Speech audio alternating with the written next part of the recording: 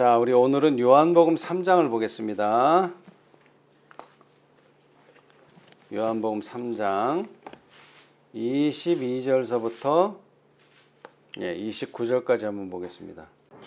이후에 예수께서 제자들과 유대 땅으로 가서 거기에 함께 유하시며 침례를 주시더라. 요한도 살렘 가까운 에논에서 침례를 주니 거기 물들이 많으니라. 사람들이 와서 침례를 받더라.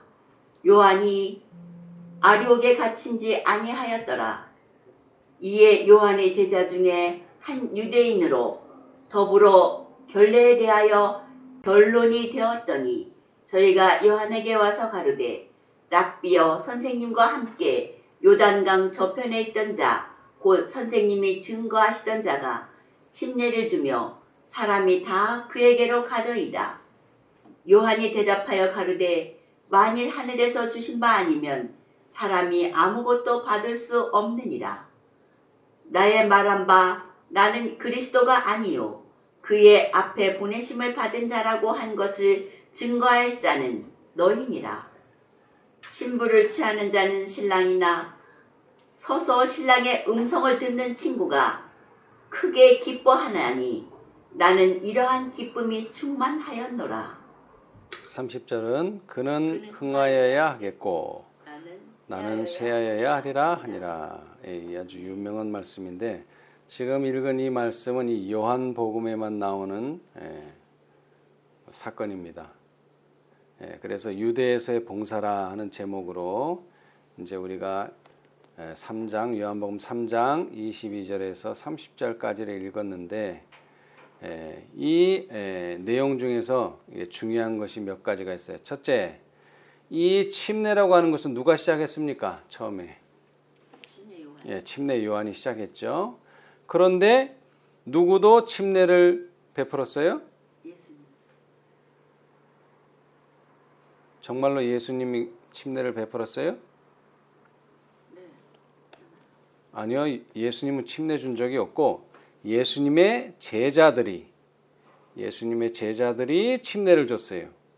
그러다 보니까 이게 뭐가 생겼느냐면 요한의 침례가 맞냐 아니면은 예수님의 제자들의 침례가 맞냐 이게 이제 변론이 일어난 거예요. 그래서 이 사건 때문에 변론이 일어나니까 시작은 누가 했다 그랬죠? 아까도 얘기했지만 침례 요한이 했기 때문에 야 그럼 우리가 더 원조다. 우리의 침례가 확실한 것이고 이 예수님의 제자들은 우리를 따라하는 것이다. 이렇게 된 거예요. 그랬더니 요한이 뭐라고 대답했어요? 27절 요한이 대답하여 가로되 만일 하늘에서 주신 바 아니면 사람이 아무것도 받을 수 없느니라. 그러니까 침례를 줄 수 있는 권한은 누가 줬다는 거예요? 하늘에서 준 것이다. 그렇기 때문에 예수님도 하나님의 사업하는 거고 침례 요한의 제자들도 하나님의 사업을 하는 것이고 그렇기 때문에 둘은 서로 뭐하면 안 된다. 다툼이나 분열이 있어서는 안 된다. 오히려 뭐라고 말해라. 나의 말한 바 나는 그리스도가 아니요 그의 앞에 보내심을 받은 자라고 한 것을 증거할 자는 누구다? 요한의 침례 요한의 제자 바로 너희다. 그들하고 싸우고 그들하고 변론할 게 아니라 오히려 예수님의 사업을 지지해주고 이분이야말로 누구다? 하늘이 보내신 분이다. 이거 증거해야 될 사람은 너희라는 거죠. 그러면서 29절에 뭐라고 말했느냐? 예수님과 침례 요한의 관계를 아주 분명하게 말해줬어요. 신부를 취하는 자는 누구예요? 신랑. 그런데 서서 신랑의 음성을 듣는 누가? 친구가 크게 기뻐하나니. 자, 그럼 친구는 누구예요, 여기서? 그렇죠. 침례 요한. 나는 이러한 기쁨이 충만하였노라. 그래서 자, 신부는 누구죠? 신부. 회개하고 예수님께로 돌아오는 모든 사람이 신부죠. 그래서 신부를 취하는 자는 예수님, 신랑이지만 그 신랑의 음성을 듣는 친구가 크게 기뻐한다. 그래서 본인은 신랑의 친구로 여기 묘사가 되어 있어요. 근데 이 묘사가 여기서 끝나는 게 아니에요. 30절. 그는 뭐 해야 하겠고 흥해야 할 것이고 신랑은 반대로 신랑의 친구는 나는 쇠해야 하리라. 사실 사업은 침례 요한이 시작했지만 예수님의 사업은 나중에 시작했지만 예수님의 사업은 점점 뭐가 되고 점점 부흥하고 융성해지고 이제 침례 요한의 사업은 점점 쇠하여져서 결국에는 침례 요한이 죽음을 맞이하게 되죠. 그렇죠? 예. 자, 이 침례 요한에 대해서 하신 말씀이 있어요. 선지자께서. 자, 제가 한번 읽어드릴게요. 이게 교육에 나오는 말씀인데 한번 들어보세요. 자기 희생을 통하여 그리스도의 고난에 동참하는 사람들의 기록에 두 사람, 구약의 한 사람, 신약의 한 사람의 이름이 있어요. 자, 신약은 누굴까요? 신약. 자기 희생을 통하여 그리스도의 고난에 동참한 사람들의 기록. 그 중에서 신약은 누가 있을까요? 신약. 예, 침례 요한. 예, 침례 요한. 그러니까 침례 요한은 영광도 받지 못하고 오히려 순교를 당했죠.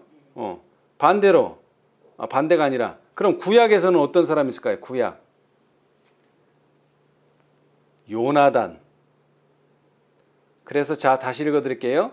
자기 희생을 통하여 그리스도의 고난에 동참한 사람들의 기록에 두 사람, 곧 구약의 한 사람, 신약의 한 사람의 이름, 곧 요나단과 침례 요한의 이름이 있다. 자, 그러면 요나단은 어떤 자기 희생을 했는가? 세자로 태어난 요나단은 하나님의 뜻에 의해 자기가 제쳐진 바 된 것을 알고는 경쟁자에게 친구로서 가장 친절하게 충실한 태도를 보였다. 이게 무슨 뜻이죠? 자, 첫째 왕이 누구예요? 아니죠. 사울이죠. 사울. 그러면 이제 사울이 왕이 됐으니까 그 다음 차례는 누구예요? 요나단이죠. 아들이니까. 그런데 요나단이 되지 않고 누가 됐어요? 다윗이 됐어요. 다윗이 기름 부음을 받았죠. 그죠? 그래서 어떻게 보면 경쟁자예요. 예? 내가 될 자리를 상대방이 가져갔단 말이에요. 경쟁자. 그런데 어떻게 됐어요? 그 경쟁자를 위해서 자기를 희생한 거죠. 오히려 친구로 대해주고 다윗이 잘 되도록 도망도 시켜주고 아버지의 뜻에 반하면서 그 생명을 보존해. 예. 자기의 생명이 위태로움에도 불구하고 그는 다윗의 생명을 보호하였고 자기 아버지의 세력이 쇠하여가는 음울한 시기 내내 그 아버지의 곁을 떠나지 아니하다가 결국 그 옆에서 죽었다.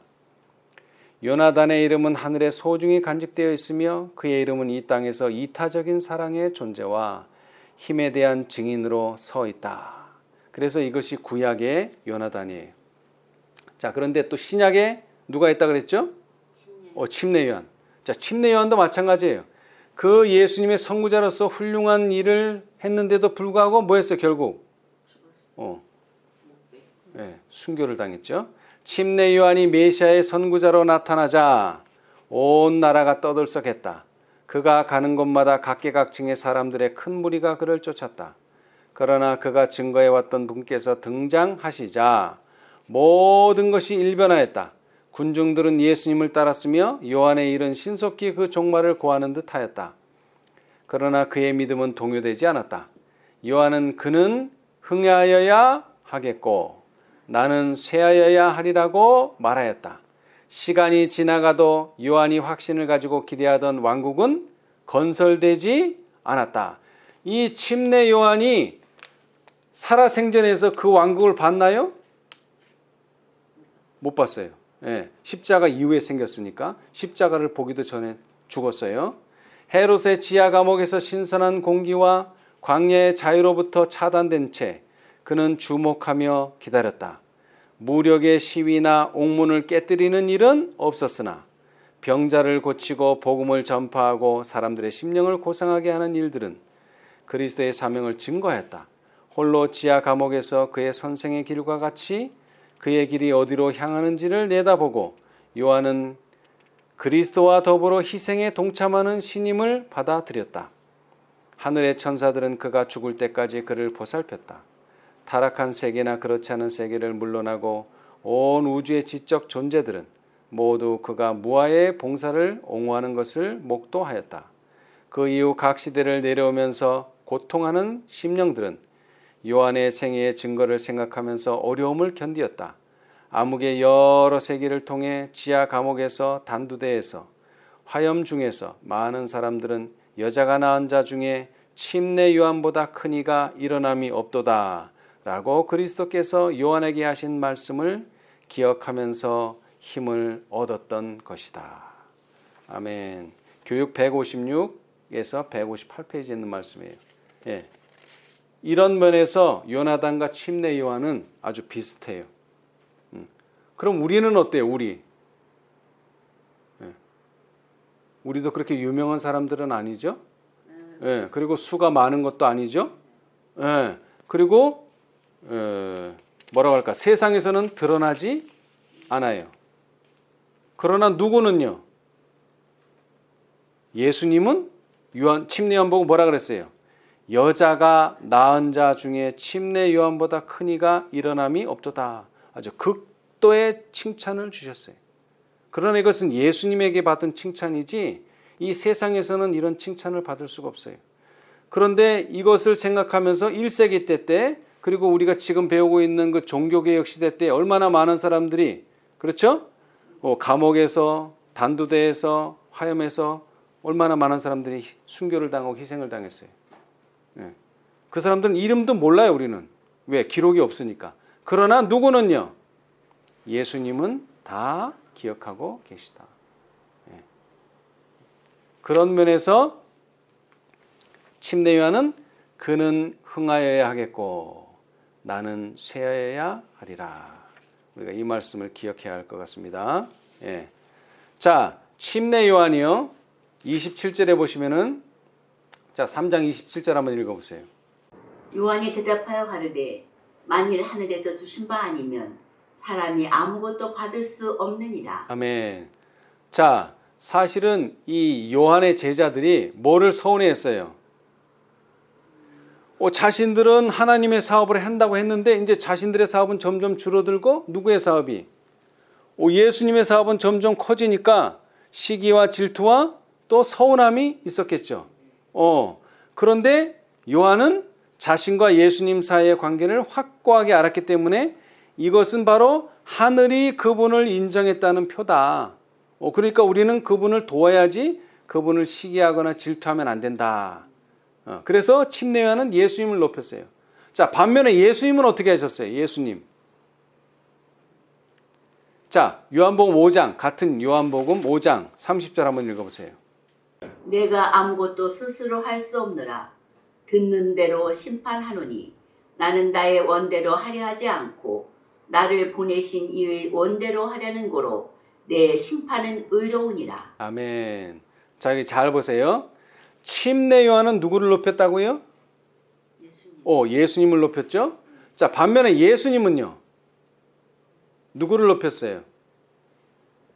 나는 예수님 자신은 예수님 자신 나의 원대로 했다고? 아니요. 그럼 누구 원대로? 하나님 아버지. 나를 보내시니 하늘 아버지의 원하는 대로 한다. 그건 누굴 높이는 거예요? 하나님 아버지를. 이런 면에서 침례 요한도 겸손히 예수님을 높이고 예수님은 또 누구를?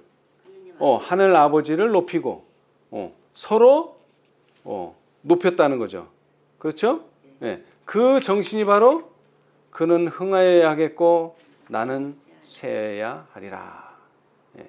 그 교훈이 하나 있고요.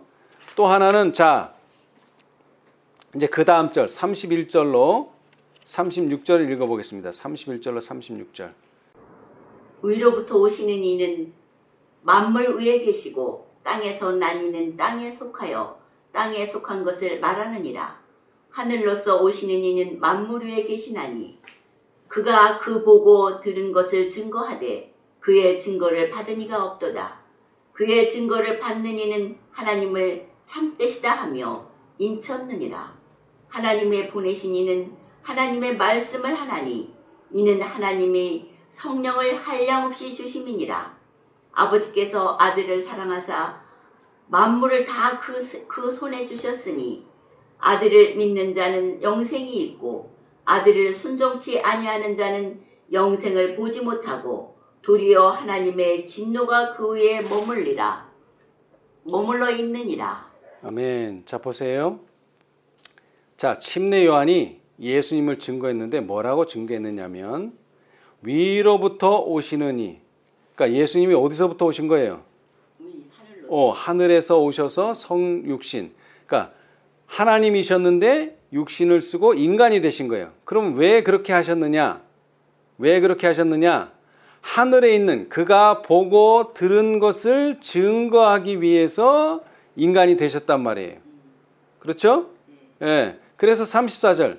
하나님의 보내신 이는, 예수님은 하나님의 말씀을 하나니. 어떻게 하나님의 말씀을 할 수 있을까요? 이는 하나님이 성령을 한량 없이 주심이니라. 어떻게 예수님께서 그렇게 하나님의 말씀을 할 수 있느냐? 그것은 하나님께서 예수님에게 성령을 주셨기 때문이다. 이렇게 표현했어요. 성령을 주셨다. 예. 자, 우리도 그러면은 인간인데 하나님의 말씀을 하려면 뭘 받아야 될까요? 성령을 받아야죠. 자, 보세요. 골로새서 2장 9절 10절. 그 안에는 신성의 모든 충만이 육체로 거하시고. 자, 그 안, 어디 안에 있다는 거예요? 어디 안에? 그리스도 안에. 그리스도 안에는 신성의 모든 충만이, 신성의 모든 충만이라는 것은 성령의 충만함이 육체로 거하시기 때문에 너희도 그 안에서 충만해졌으니, 너희도 뭐 안에서? 예수님 안에서. 왜? 예수님이 성령으로 충만해졌기 때문에. 왜? 하나님이 성령을 한량없이 그분에게 주셨으니까. 그래서 너희도 예수님 안에 있으면 뭐 하게 된다? 너희도 또 성령의 충만함을 받게 된다. 그러면 우리도 뭐를 할 수 있다는 거예요? 하나님의 말씀을 한다. 성령을 받으니까. 그래서 두 번째는 성령에 관한 이야기예요. 성령. 자, 예수님께서 어떻게 하나님의 말씀을 할 수 있었는가? 이 세상에 오셔서. 그것은 자신을 하나님께 완전히 바쳤기 때문에 하나님께서 성령을 주셔서 성령으로 말할 수 있기 때문에 하나님의 말씀을 할 수 있었다. 이렇게 표현했잖아요. 자, 그런데 여기서 보면은 성령을 받을 수 있는 방법에 대해서 여기 교회증언 8권 334페이지에 이렇게 돼 있어요. 자아가 비워진 선지자의 심령은 하나님의 빛으로 채워졌다. 그리스도 자신의 말씀과 거의 같은 말로 그는 구주의 영광에 대하여 증거했다. 그는 말했다. 침례 요한이 위로부터 오시는 이는 만물 위에 계시고 땅에서 난 이는 땅에 속하여 땅에 속한 것을 말하느니라. 하늘로서 오시는 이는 만물 위에 계시나니 하나님의 보내신 이는 하나님의 말씀을 하나니 이는 하나님이 성령을 한량없이 주심이니라. 그분을 따르는 모든 자들은 그리스도의 이 영광에 동참해야 된다. 구주께서는 나는 나의 원대로 하려 하지 않고 나를 보내신 이의 원대로 하려는 고로라고 말씀하실 수 있으셨다. 그러니까 내가 내 뜻대로 안 하고 보내신 이의 뜻대로 한다는 건 나를 비웠다는 얘기예요. 그렇죠? 예. 요한은 이는 하나님이 성령을 한량없이 주심이니라고 말했다. 그리스도를 따르는 자들도 마찬가지이다. 우리는 자아를 즐겨 비우고자 할 때만이 하늘의 빛을 받을 수 있다. 우리가 모든 생각을 사로잡아 그리스도에게 복종케 하고자 할 때만 우리는 하나님의 품성을 분별하고 믿음으로 그리스도를 받아들일 수 있다. 그렇게 하는 모든 사람에게 성령께서 한량없이 주어진다. 그리스도 안에서는 신성의 모든 충만이 육체로 거하시고 너희도 그 안에서 충만하여 진다. 자, 다시 말하지만 심령에 성령이 한량없이 주어지려면 어떻게 해야 된다고요? 자아를 비워야 된다. 그 다음에는요, 모든 생각을 사로잡아 그리스도께 복종케 한다. 그 말이 그 말이에요. 자아를 비운다. 모든 생각을 사로잡아 그리스도에게 복종한다. 또 그는 흥하여야 하겠고 나는 쇠하여야 하리라. 다 같은 말이라는 거예요. 예. 자, 그런데 이게 오늘날 왜 중요할까요? 오늘날 계시록 18장 늦은 비 받으려면 어떻게 해야 돼요? 똑같아요. 자아를 비우고 모든 생각을 사로잡아 그리스도에게 복종케. 자, 복음성경 예레미야서 5장, 예레미야 5장 24절 한번 읽어보세요. 또 너희 마음으로 우리에게 이른 비와 늦은 비를 때를 따라 주시며 우리를 위하여 추수 기한을 정하시는 우리 하나님 여호와를 경외하자 말하지도 아니하니. 예, 자, 그게 이제 5장 24절이거든요. 자, 그런데 거기에 대한 주석. 늦은 비를 받을 자. 셋째 천사의 기별은 큰 음성으로 고조되고 있는데 그대들은 당면한 의무를 마음대로 등한히 하면서 장차 큰 축복을 받게 되고 아무런 노력도 없이 놀라운 신앙 부흥의 체험을 맛보게 되리라는 엉뚱한 생각을 해서는 안 된다. 그대들은 오늘 하나님께 그대들 자신을 바쳐서 하나님께서 그대들을 귀히 쓰실 그릇으로 만들고 주님의 봉사 사업에 합당한 인물이 되게 하라. 오늘날 그대들은 자기 자신을 하나님께 바쳐 먼저 자기를 비우고 시기심과 질투심을 버리며 악한 생각과 다툼을 그치고 하나님께 요구될 모든 것들을 버려야 할 것이다. 아멘. 자, 거기까지 일단. 자, 아까도 말했지만 성령을 받으려면 어떻게 해야 된다고요? 자아를 비운다. 또는 모든 생각을 사로잡아 그리스도에게 복종케 한다. 또는 그는 흥하여야 하겠고 나는 쇠하여야 하리라. 똑같은 말이에요. 자, 그런데 자기를 비운다는 걸 더 구체적으로 말했어요. 어떻게 하라고요? 시기심, 질투심, 악한 생각, 다툼, 그 다음에 하나님께 욕이 될 모든 것을 버려야 한다. 버려야 한다. 그게 뭐라고요? 자아를 비우는 것, 또는 모든 생각을 사로잡아 그리스도께 복종하는 것, 또는 그는 흥하고 나는 쇠하는 것. 그러면 뭘 받는다? 성령을 받는다. 자, 이제 그 다음 읽어보세요. 오늘날 그대들은 그릇을 순결하게 하여 하늘의 이슬을 받을 준비와 늦은 비의 소나기를 맞을 준비를 해야 할 것이다. 늦은 비는 분명히 내릴 것이며 하나님의 축복은 모든 더러움에서 정결함을 입은 영혼들에게 가득히 채워질 것이다. 우리의 영혼을 그리스도께 복종시켜 유쾌하게 되는 날이 주 앞으로부터 이를 때 성령의 침례를 받기 위하여 합당한 사람이 되도록 준비하는 것이 오늘날 우리가 해야 할 일이다. 아멘. 자, 여기서 중요한 것이 하나 있어요. 이 늦은 비라고 하는 것은 뭐 다음에 오는 거죠? 늦은 비는 뭐 다음에 와요? 이른 비 다음에 오죠? 네, 이른 비 다음에 와요. 근데 사람들은 이른 비는 안 받고 있다가, 그러니까 비라고는 아무 상관없다가 갑자기 오는 늦은 비만 받으려고 한단 말이죠. 자, 생각해 보세요. 자아를 비울 수 있나요, 우리 스스로? 그 다음에 우리의 생각을 사로잡아 그리스도께 복종할 수 있나요, 우리 스스로? 그 다음에 그는 흥하여야 하겠고 우리는 쇠하여야 되리라. 그게 우리 혼자 힘으로 되나요? 안 되죠.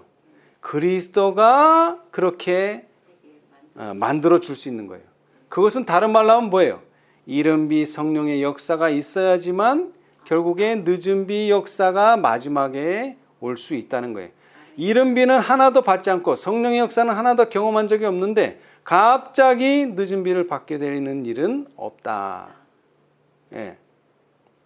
그래서 여기서도 그대들은 당면한 의무를 마음대로 등한히 하면서 장차 큰 축복을 받게 되고 아무런 노력도 없이 놀라운 신앙 부흥의 체험을 맛보게 되리라는 엉뚱한 생각을 해서는 안 된다. 그러니까 계시록 14장은 뭐예요? 이른비예요. 쉽게 얘기하자면 먼저 그 세 천사의 기별로 경험이 돼야 되고 그 경험이 됐을 때 뭐를 받게 된다? 계시록 18장에 늦은 비도 받게 된다. 예. 이른 비 없는 늦은 비가 없다는 거죠. 자, 더 구체적으로 좀 더 쉽게 얘기하자면 이거는 마지막 사건들 194페이지에 있는 말씀인데요. 우리는 늦은 비에 대하여 걱정할 필요가 없다.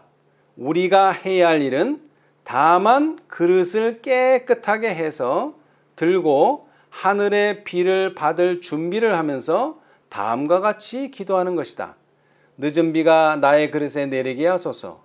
셋째 천사와 연합하는 영광스러운 천사의 빛이 내 위에 비치게 하소서. 저에게 사업의 일익을 맡겨주시며 선포하게 하소서. 저로 예수 그리스도와 동역하는 자가 되게 하소서. 그대에게 말하노니 그와 같이 하나님께 구할 때 그분께서는 언제나 그대를 적합한 사람이 되게 하시며 그대에게 은혜를 주신다. 이 말의 뜻이 뭐냐면 늦은 비에 대해서 걱정할 필요가 없는 사람은 뭐예요? 지금 주어지는 빛에 충실한 사람, 지금 주어지는 은혜에 충실한 사람, 지금 주어지는 기회에 충실한 사람은 늦은 비에 대해서 걱정할 필요가 없지만 지금 주어지는 것을 등한하면 결국 늦은 비도 받을 수가 없다 그랬어요. 자, 이제 이 늦은 비에 대해서 좀 더 살펴보면은 자, 실물교훈 120페이지입니다. 오른쪽 단 위에서 첫 번째 문단. 그 후로 부활하신 구주에 대한 기쁜 소식이 사람이 살고 있는 이 지구상 방방곡곡으로 전하여졌다. 교회는 사방에서 몰려오는 믿는 자들의 무리를 보게 되었다. 이미 믿던 자들은 다시 회개하였다. 죄인들이 그리스도인들과 협력하여 값진 진주를 찾았다. 약한 자가 다윗 같겠고 다윗의 족속은 여호와의 사자 같으리라는 예언은 성취되었다. 각 그리스도인들은 믿음의 형제들에게서 하나님의 것을 닮은 인자와 사랑을 보게 되었다. 한 가지 관심이 모든 것을 압도해 버렸고 한 가지 목적이 모든 다른 목적을 삼켜 버렸다. 자, 거기까지요. 자, 한 가지 관심이 모든 것을 압도해 버렸고 한 가지 목적이 모든 다른 목적을 삼켜 버렸다. 이게 무슨 뜻이에요? 그는 흥하여야 하겠고 나는 쇠하여야 하리라. 또는 다른 말로 자아를 비우는 것. 그 다음에 모든 생각을 사로잡아 그리스도에게 복종하는 것. 이게 똑같은 말이라는 거예요. 그렇게 됐을 때 어떻게 될까요? 그렇게 됐을 때 성령이 풍성하게 임하죠. 예, 자, 보세요. 이제 그 다음. 모든 사람의 심장에 고등이 조화를 이루었다. 신자들의 유일한 욕망은 그리스도의 품성과 같은 품성을 나타내고 그의 왕국을 확장시키기 위하여 일하는 것이었다. 믿는 무리가 한 마음과 한 뜻이 되어 사도들이 큰 권능으로 주 예수의 부활을 증거하니 무리가 큰 은혜를 얻어 주께서 구원받는 사람을 날마다 더하게 하시니라. 그리스도의 영이 온 회중에게 생기를 불어넣었다. 이는 그들이 값진 진주를 발견했기 때문이다. 아멘. 자, 그 아랫부분 모든 사람의 심장의 고동이 조화를 이루었고 그 다음에 신자들의 유일한 욕망은 그리스도의 품성과 같은 품성을 나타내고 그의 왕국을 확장시키기 위하여 일하는 것이었다. 그리고 이제 그 밑에 나오는 성경절들이 이게 뭘 묘사하는 성경절이에요? 믿는 무리가 한 마음과 한 뜻이 되어 사도들의 큰 권능으로 주 예수의 부활을 증거하니 무리가 큰 은혜를 얻어 주께서 구원받는 사람을 날마다 더하게 하시니라. 이거 어디에 나오는 성경절들에다? 사도행전에 나오는 성경절. 뭐를 묘사하는? 이른 비 성령의 역사를 묘사하는 거예요. 자, 그런데 이렇게 이른비 성령의 역사가 일어나기 전에 무슨 일이 있었다고요? 한 가지 관심이 모든 것을 압도해 버렸고 한 가지 목적이 모든 다른 목적을 삼켜버렸다. 자, 한 가지 관심은 뭐예요? 그리스도의 품성과 같은 품성을 나타내는 그거에 관심. 그 다음에 한 가지 목적은 뭐예요? 그리스도의 왕국을 확장시켜야 된다는 목적. 이게 다 모든 걸 삼켜버렸다는 거예요. 그렇죠? 예. 자, 그런데 그 똑같은 말씀이 사도행적에도 나와요. 자, 사도행적 48페이지. 오순절에 성령을 부어주신 결과는 오순절에 성령을 부어주신 결과는 어떠하였는가? 부활하신 구주에 대한 기쁜 소식이 땅 끝까지 전파되었다. 제자들이 구속하시는 은혜의 기별을 선포하였을 때 사람들의 마음은 그 기별의 능력에 굴복하였다. 교회는 각처에서 모여온 회심자들로 가득 찼다. 뒤로 물러갔던 사람들이 다시 회심하였다. 죄인들은 값진 진주를 구하며 신자들과 연합하였다. 복음에 대해 가장 혹독하게 반대하던 어떤 이들이 복음의 옹호자들이 되었다. 약한 자가 그날에는 다윗 같겠고 다윗의 족속은 여호와의 사자 같을 것이라 는 예언이 성취되었다. 모든 그리스도인들은 그의 형제들에게서 하나님의 사랑과 자비가 나타난 것을 보았다.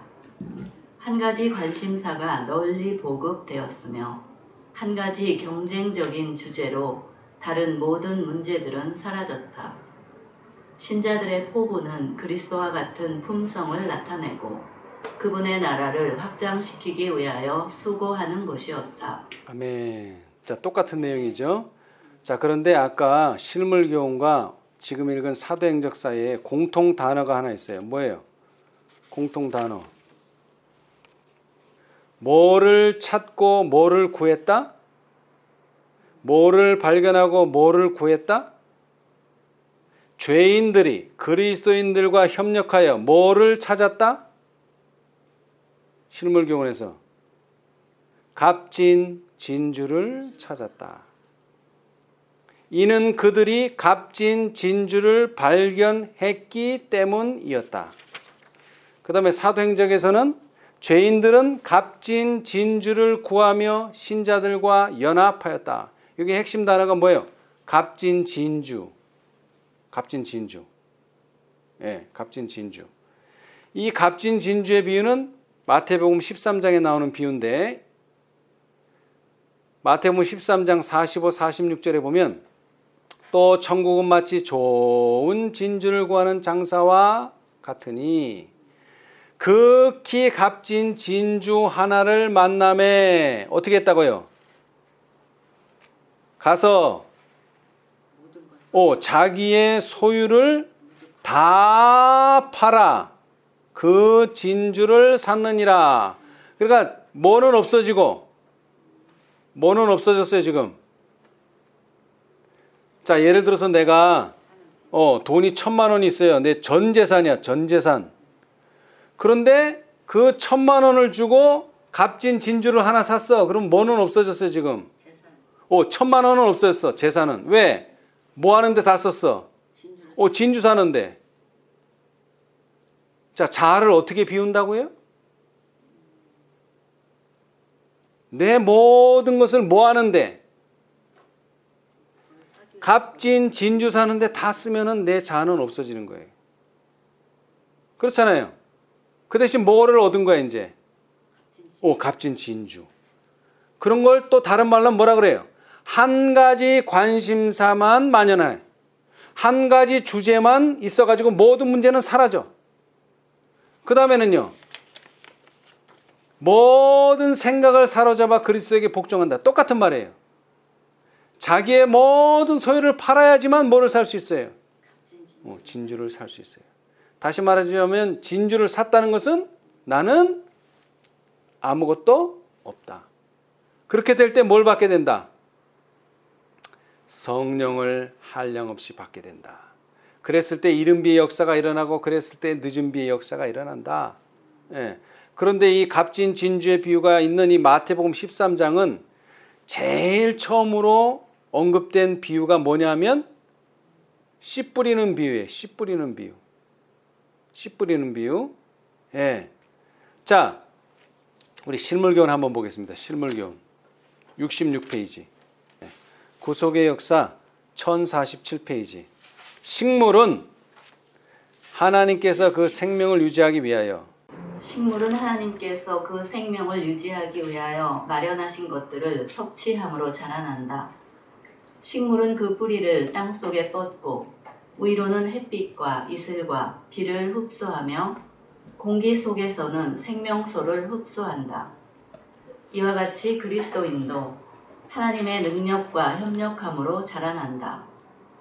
우리는 우리 자신의 무가치함을 인식하고 보다 넓은 경험을 얻도록 우리에게 주어지는 모든 기회들을 잘 이용하여야 한다. 식물이 뿌리를 땅 속에 내리는 것처럼 우리도 그리스도 안에 깊이 뿌리를 내려야 한다.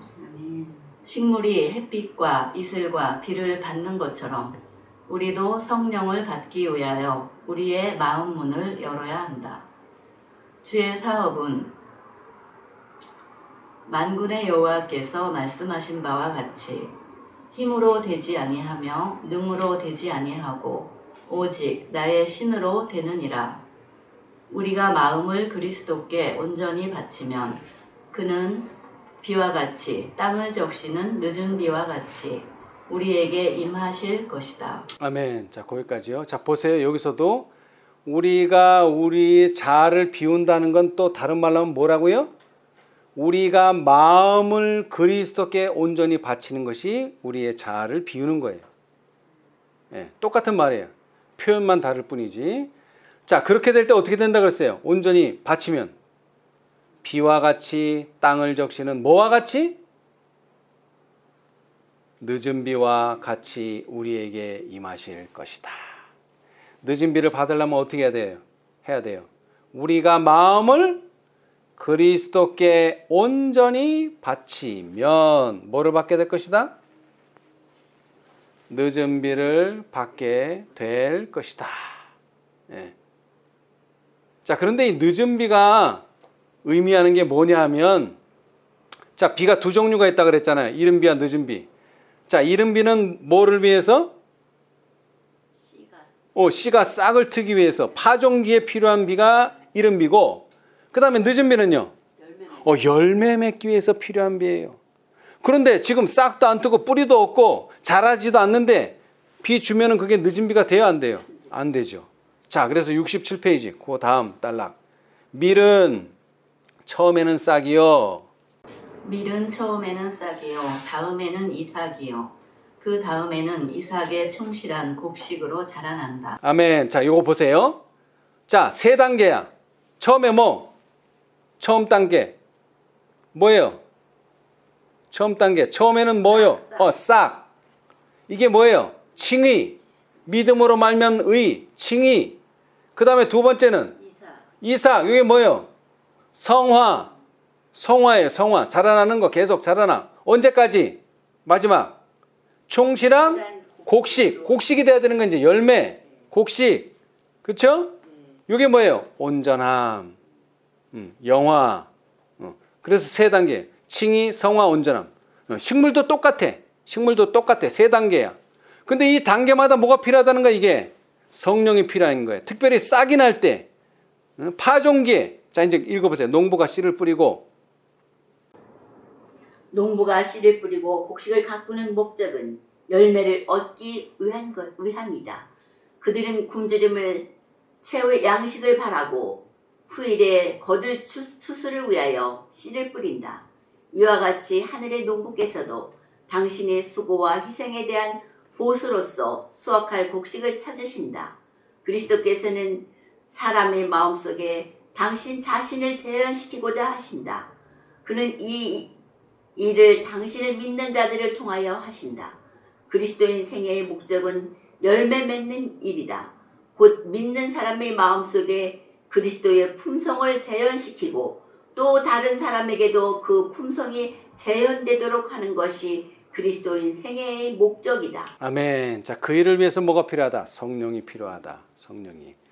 첫째는 싹을 틔우는데, 그리고 자라나는데, 그 다음에 마지막으로는 곡식을 맺는데, 열매를 맺는 일에. 근데 열매를 맺는 일에 필요한 게 늦은 비이기 때문에 싹도 안 나고 이삭도 안 되고 자라나지도 않는데 아무리 빚어봐야 그거는 열매가 맺혀지지를 않는다. 그래서 이른 비 없이는 뭐라고요? 늦은 비는 아무런 소용이 없다. 그건 제 말이 아니라 목사들에게 보내는 증언 507페이지에 이렇게 됐어요. 많은 사람들은 이른 비를 받는 일에 엄청나게 크게 실패했다. 이게 무슨 뜻이에요? 이른 비를 안 받으니까 뭐를 받을 수 없는 거예요? 늦은 비를 받을 수가 없는 거예요. 예. 그러니까 늦은 비를 받으려는 사람은 뭘 먼저 받아야 돼? 이른 비를 받아야 돼. 먼저 싹이 나고 그 다음에 자라나고. 근데 그렇게 하려면 어떻게 해야 돼? 우리의 마음을 비워야 돼. 우리의 마음을 온전히 하나님께, 예수님께 바쳐야 돼. 우리의 모든 생각을 그리스도의 생각에 둬야 돼. 그리고 그는 흥하여야겠고 나는 쇠하여야 하리라. 이렇게 돼야 되는 거예요. 그렇게 될 때 어떻게 된다고요? 이른 비를 받게 되고 이른 비를 받고 자라나서 결국 나중에 받게 되는 비는 늦은 비가 된다. 자, 이제 그 다음 또 읽어볼게요. 그들은 하나님께서 그들을 위해 그렇게 준비해 주신 모든 유익을 얻지 못했다. 그들은 늦은 비에 의하여 부족함이 채워질 것으로 기대한다. 은혜가 차고 넘치도록 베풀어질 때 그들은 그것을 받기 위하여 그들의 마음을 열려고 계획하고 있다. 하나님께서는 인간의 심령 속에서 시작하신 당신의 빛과 지식을 베풀어 주시는 사업은 끊임없이 앞으로 추진되어야 한다. 모든 개인마다 자기 자신의 필요성을 인식해야 한다. 자, 이제 그 다음 잘 들으세요. 심령 속에서 모든 더러운 것이 비워지고 성령의 내재를 위하여 심령은 정결하게 되어야 한다. 어떻게? 이른비 성령으로. 예. 지금은 그렇게 더러워졌는데 늦은 비 오면 이거 다 해결될 거야 하고 기다려서는 안 된다는 거예요. 지금부터 뭐를? 그 더러움을 씻고 성령이 내재하실 수 있도록 심령을 정결하기 위해서 이른비 성령을 받아야 된다 이 말이에요. 초대교회의 제자들이 유월절에 성령의 부어주심을 위해 준비된 것은 고백과 죄에서 떠나는 일, 기도와 하나님께 자기 자신을 헌신하는 일을 통해서였다. 동일한 일이 더욱 크게 현재 이루어져야 한다. 그리고 인간 대리자는 축복을 구하고 자기에 관한 일을 주님께 완성시켜 주시기를 기다려야 한다. 사업을 시작하신 분은 하나님이시며 그분께서 당신의 사업을 마치시고 인간을 예수 그리스도 안에서 온전하게 하실 것이다. 그러나 이른 비로 말미암아 대표된 은혜를 등한히 하는 일이 결코 있어서는 안 된다. 자기에게 있는 빛을 따라서 사는 사람들만이 더 큰 빛을 받을 것이다. 우리가 실제적인 그리스도인 덕성을 구현하는 일에 날마다 전진하지 않는다면 우리는 늦은 비 때에 성령의 나타남을 인식하지 못할 것이다. 그것은 우리 주위에 있는 모든 사람의 심령 위에 내릴는지 모르나 우리는 그것을 식별하거나 받지 못할 것이다. 뭐를 받지 않는다면? 이른 비. 이른 비. 그 이른 비가 뭐냐? 날마다 전진하는 거예요. 날마다 전진하는 거. 그러니까 가만히 있는데 어느 날 갑자기 늦은 비가 내리는 게 아니라 우리가 날마다 전진하고 있을 때 갑자기 온단 말이야. 전진 안 하고 가만히 앉아있는 사람한테는 주어지지 않는다는 거예요. 왜? 이게 자라야지 곡식 맺을 때가 돼야지 그게 곡식이 맺는 거지. 곡식 맺을 때가 아니고 이제 이파리 났는데 어떻게 열매를 맺겠어요. 말도 안 되는 소리지. 예. 그래서 우리는 지금 우리의 자아를 비워야 되고 지금 우리는 우리의 마음을 그리스도께 온전히 바쳐야 된다. 지금. 자, 그래서 이제 이른 빗대로 가봅시다. 이른 빗대 어떤 일이 벌어졌는가. 자, 사도행적 54페이지. 이른 빗대하고 똑같아요. 구속의 역사 1193.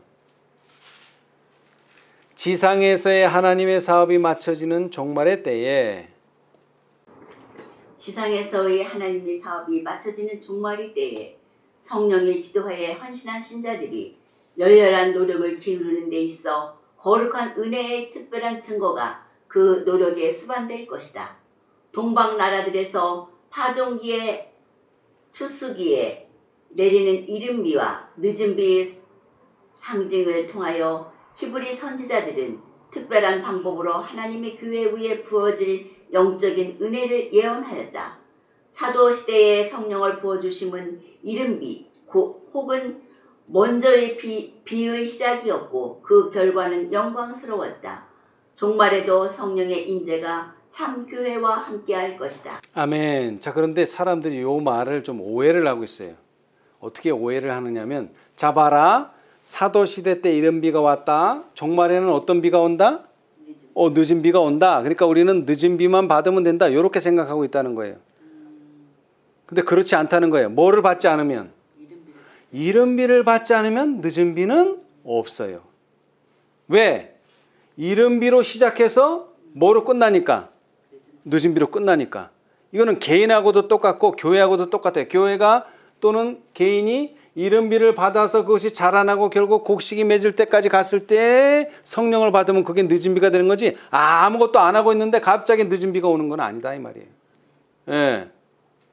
자, 이제 그 다음 그러나 세상의 추수와 세상 추수의 끝이 가까울 때에 인자의 오심을 맞기 위해 교회를 준비시키고자 하시는 영적인 은혜의 특별한 부어주심이 약속되어 있다. 이러한 성령의 부어주심은 늦은 비가 내리는 것으로 비유되었다. 그리고 이 더해진 능력을 받기 위해 그리스도인들은 봄비 때에 추수하는 주인에게 탄원을 올려야 한다. 그 응답으로 주께서는 번개를 내시고 무리에게 소낙비를 내리실 것이다. 그가 비를 내리시되 이른 비와 늦은 비가 전과 같을 것이다. 아멘. 자, 우리는 항상 이걸 생각해야 돼요. 늦은 비라고 말할 때 거기에는 뭐가 딸려와야 된다? 이른 비가 딸려야 돼. 이른 비와 늦은 비는 세트란 말이에요. 근데 우리는 자꾸 이른 비는 상관없고 그냥 늦은 비만 요 늦은 비 하나만 요것만 받으려고 애를 써왔어요. 근데 그것이 아니라는 거예요. 자, 보세요. 여기서도 이러한 성령의 부어주심은 늦은 비가 내리는 것으로 비유됐다. 그리고 이 뭐하는 능력? 자, 다시 그러나 세상의 추수의 끝이 가까울 때에 인자의 오심을 맞기 위해 교회를 준비시키고자 하시는 영적인 은혜에 무슨 부어주심? 특별한 부어주심. 여러분 특별한에 이거 줄잖아요. 특별한. 이 특별하다는 건 뭐예요? 성령의 부어주심이 이른비 성령처럼 처음서부터 있었어요. 그런데 언제 가서는 마지막에 가서는 특별히 부어주시는 거예요. 특별히. 지금 부어주고 있었어요. 여태까지 부어주고 있다가 언제? 마지막에 가서는 특별히 더해지는 거예요. 그래서 여기 뭐라고 했어요? 이러한 성령의 부어주심은 늦은 비가 내리는 것으로 비유됐다. 그리고 이 뭐하는 능력? 더해진 능력을 받기 위해. 근데 자꾸 사람들은 더해진 능력이 아니라 그냥 능력을 받으려고 그래. 이게 능력이 아니라 능력은 이미 평상시에 매일 전진하면서 매일 능력을 조금씩 받아왔어요. 매일. 근데 언제는 추수의 때가 가까울 때는 추수의 마지막에는 더해지는 능력이 있단 말이에요. 더해지는 능력. 매일 받아오다가 그날에 가서는 더 준단 말이에요. 더. 근데 사람들은 매일은 안 받고 있다가 그날 가서 받으려고 그러니까 이게 안 된다는 거예요. 예. 자, 더해진 특별한 요거를 줄쳐놔요. 자, 이게 또 반복돼. 그러나 오늘날 그러나 오늘날 하나님의 교회의 신자들이 모든 영적 성장의 근원 되신 분과 살아있는 연결을 맺지 않는다면 그들은 추수 때를 위하여 준비되지 못할 것이다. 이게 무슨 말이에요?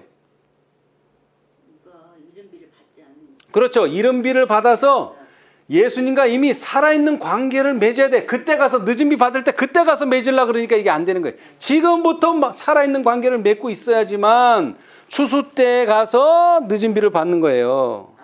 그들이 등을 손질하고 불을 밝히지 않는다면 지금 그때 가서 밝히는 거 아니고 지금 등을 손질하고 지금 불을 밝히지 않는다면 특별히 여기도 또 특별히가 들어갔죠. 그죠?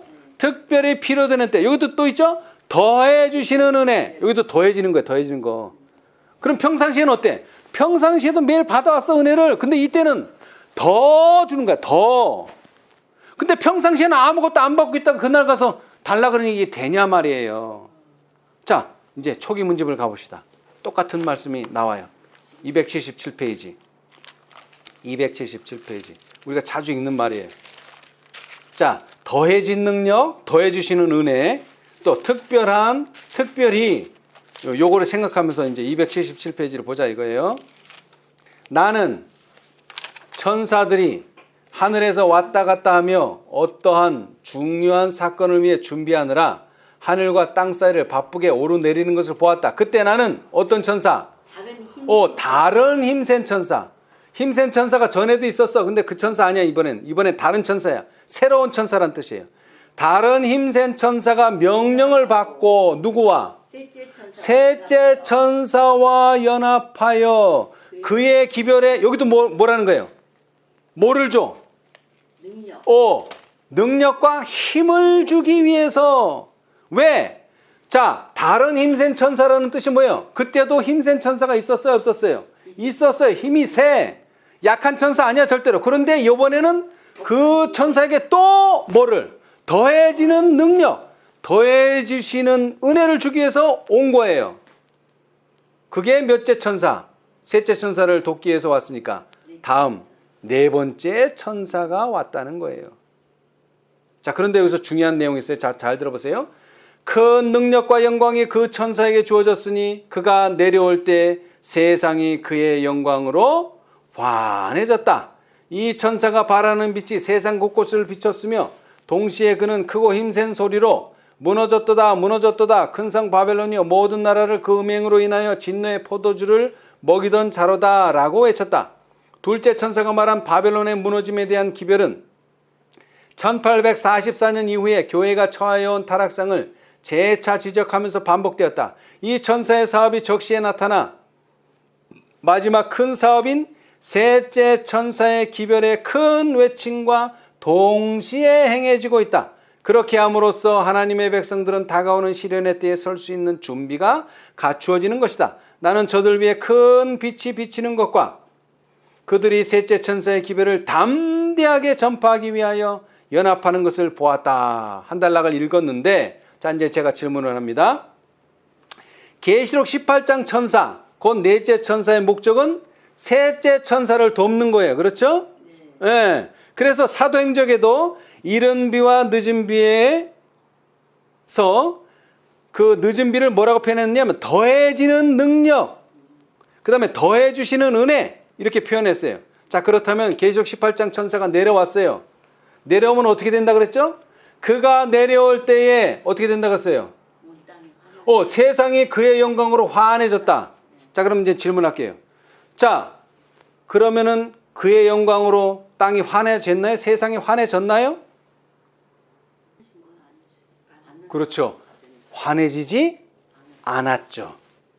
그러면 넷째 천사가 안 왔나요? 왔어요. 그런데 성경은 분명히 그가 내려올 때 어떻게 된다 그랬어요? 세상이 그의 영광으로 환해졌다라고 했는데 왜 천사는 왔는데 세상은 왜 환해지지 않았느냐 말이에요. 이러니까 사람들이 막 헷갈리는 거야 이제. 계시록 18장 천사는 안 왔어. 그러니까 봐, 내려오면 환해진다. 근데 어디가 환해졌어? 어디가? 받은 사람들 적기 때문에. 받은 사람하고 상관없이 성경적으로 말했잖아요. 천사가 내려오면 어떻게 된다? 세상이 뭐 한 명이 받았건 두 명이 받았건 하여튼 천사가 내려오면 세상은 그의 영광으로 환해진다고 성경적으로 그렇게 말했단 말이에요. 근데 세상은 환해지지 않고 천사는 내려왔고 이게 이상해졌단 말이에요. 지금 성경절은 천사가 내려오면 땅이 환해지는 걸 이렇게 돼 있는데 우리가 알기로는 분명히 천사는 왔는데 와거너 존스를 통해서 왔는데 왜 세상은 환해지지 않았느냐 이 말이에요. 그 답을 누가 가지고 있어요? 계시록 18장 4절이 가지고 있다 이 말이에요. 여러분, 땅이 환해졌다는 건 뭐예요? 복음이 땅 끝까지 갔어. 그럼 뭐예요? 복음이 땅 끝까지 가면 뭐예요? 세상 끝이에요. 근데 왜 끝이 안 났어요? 복음이 땅 끝까지 안 갔으니까, 땅이 그의 영광으로 환해지지 않았으니까. 그리고 땅이 환해지지 않았기 때문에 또 이 넷째 천사를 돕기 위해서 누가 와야 된다? 다섯째가 와야 되는 거예요. 그러니까. 자, 그 다음 읽어봅시다. 그 다음 단락. 천사들이 그 힘센 이번엔 누구예요? 천사들. 응? 천사들. 아까 셋째 천사를 돕는 천사를 뭐라 그랬죠? 힘센 천사. 다른 힘센 천사. 그랬는데 천사들이 이번에는 그 힘센 천사. 누구? 넷째를 돕기 위해서 하늘에서 날아왔으며 나는 사방에서 들려오는 소리를 들었다. 이게 뭐예요? 계시록 18장 4절. 내 백성아 거기서 나와 그의 죄를 참여하지 말고 그의 받을 재앙들을 받지 말라. 그 죄는 하늘에 사무쳤으며 하나님은 그의 불의한 일을 기억하신지라. 이 기별은 밤중 소리가 1844년에 있었던 둘째 천사의 기별에 포함되었던 것처럼 셋째 천사의 기별에 추가되는 것 같았다. 하나님의 영광이 오래 참고 기다리던 성도들 위해 임하였으며 그들은 바벨론의 멸망을 선포하고 하나님의 백성들에게 그 가운데서 나와 그의 받을 재앙들을 피하도록 초청하는 마지막 엄숙한 경고를 담대하게 외쳤다. 이게 진짜 큰 해침이 된 거예요. 이게 늦은 비 운동이 된 거고. 왜? 첫 번째는 사실은 넷째 천사가 뭐를 했었어야지 맞아요. 늦은 비 운동을 했었어야 맞아.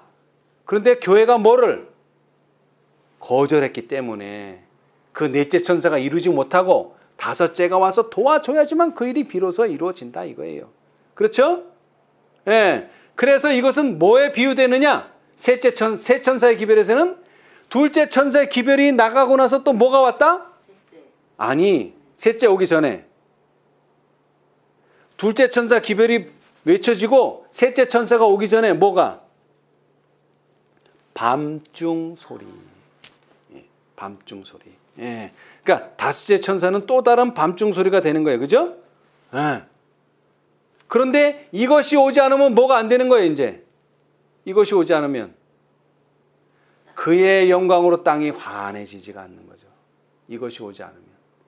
그런데 그것을 받으려면 어떻게 해야 된다? 이른비 성령을 받을 때와 똑같이 해야 된다. 그리고 이른비 성령을 우리가 지금 받고 있어야 된다. 우리가 성화되고 있어야 된다. 우리가 계속 전진하고 있어야 된다. 근데 그거를 그렇게 받으려면 어떻게 된다?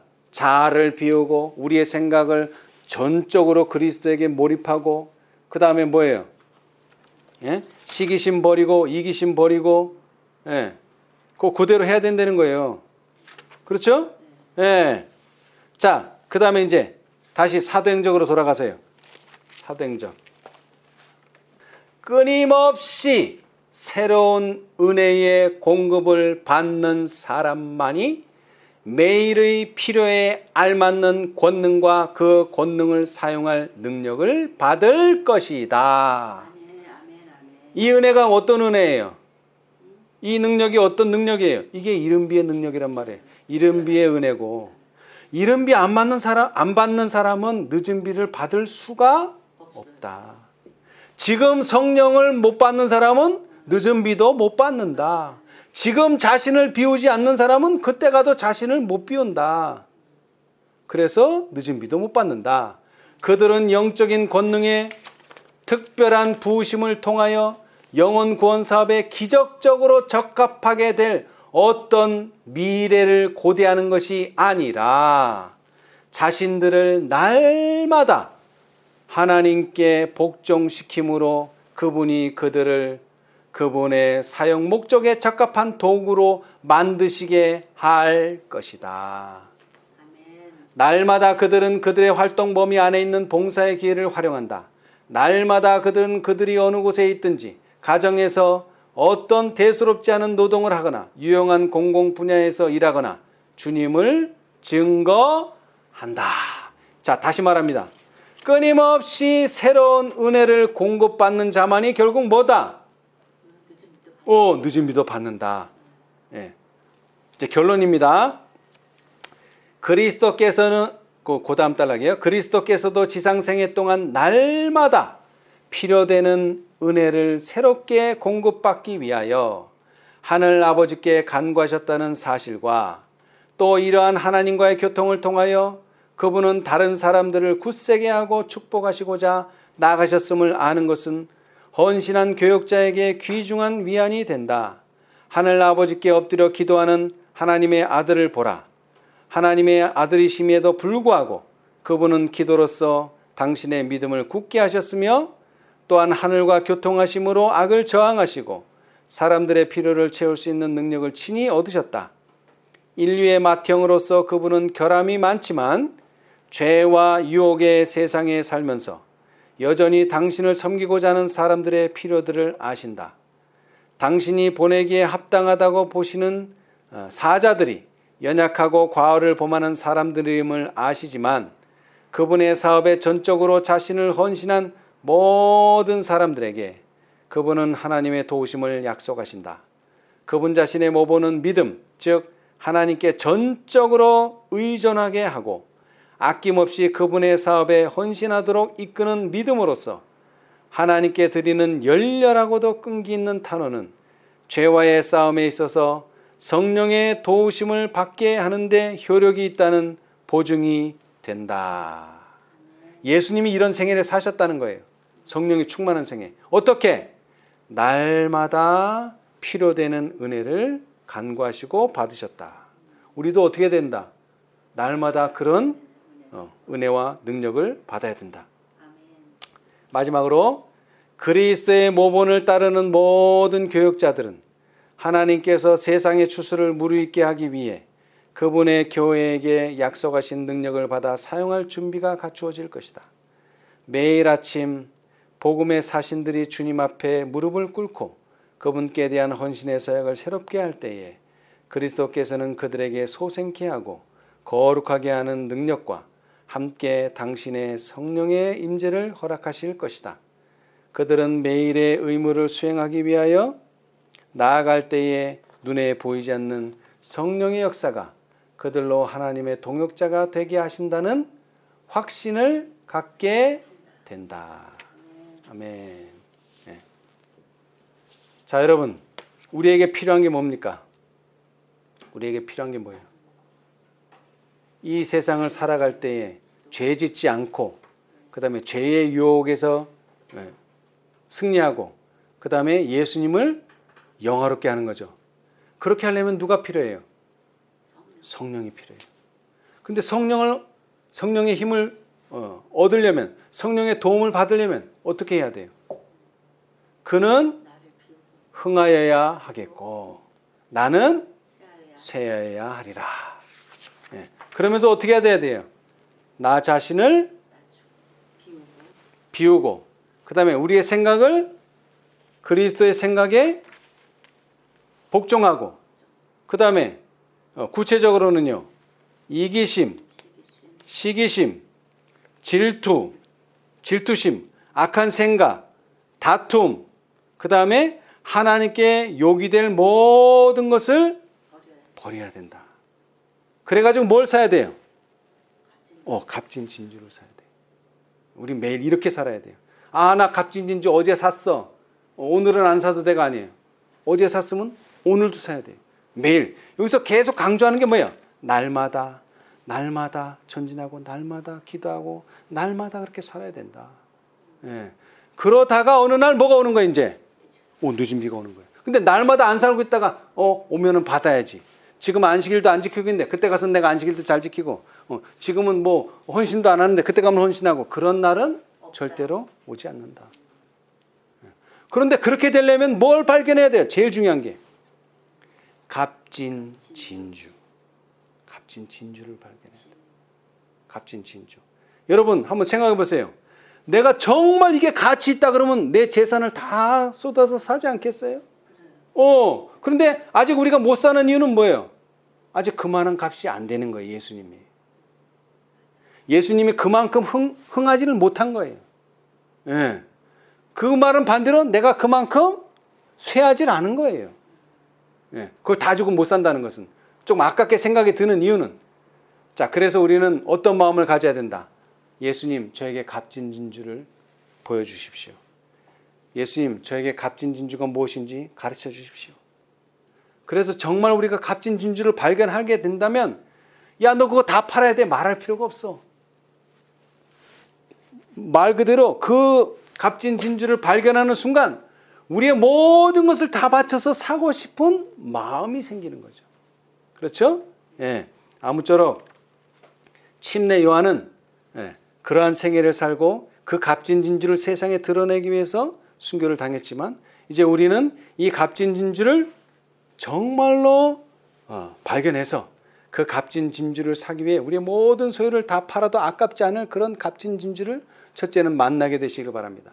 그 다음에는 그 값진 진주를 만나게 된다면 우리는 아낌없이 그것을 사게 될 것이고 그것을 사게 되면 우리는 성령으로 충만하게 되고 성령으로 충만하게 되면 이제 하나님의 사업은 마쳐지게 될 것입니다. 우리 모두 이런 하나님의 사업에 동참하게 되는 저와 여러분이 되시기를 바라면서 말씀 마치겠습니다.